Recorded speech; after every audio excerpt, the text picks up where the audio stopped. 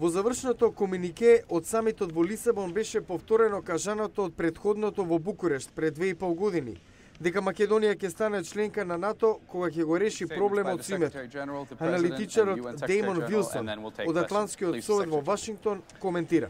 I think what is disappointing is that this was a missed opportunity. Разочарувачки е што беше пропуштена можност. Ова прашање може да се реши во секое време, но еден самит дава поголем политички момент, набој, внимание на тоа. Ќе беше добро за самата Македонија, но и за сигналот дека проширувањето на НАТО продолжува.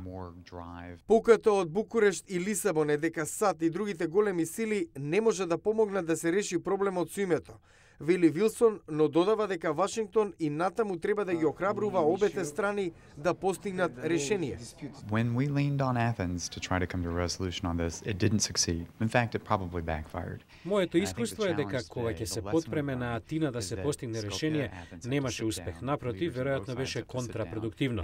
Излековме поука дека Скопје и Атина треба заедно да седнат на маса и да најдат решение.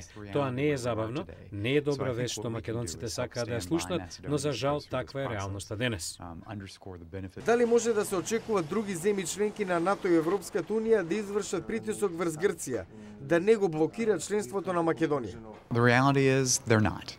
Во пракса не. Грција е членка на двата клуба и има право на вето. Неправедно или не, се согласуваат или не, но за жал таква е реалност. Ако Македонија гледа во други земји да го решат проблемот, таму не е решението. Решението е на прегорачката маса со Грција, беше дециден аналитичарот Деймон Вилсон.